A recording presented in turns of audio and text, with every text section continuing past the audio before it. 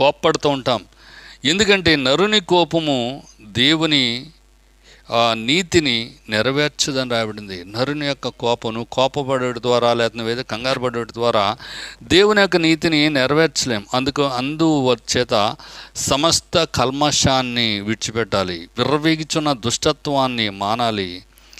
మరి లోపల నాటబడి మీ ఆత్మలను రక్షించుకునడం శక్తిగల వాక్యమును సాత్వికముగా అంగీకరించాలి. దేవుని యొక్క మాటలను మనం అంగీకరించాలి.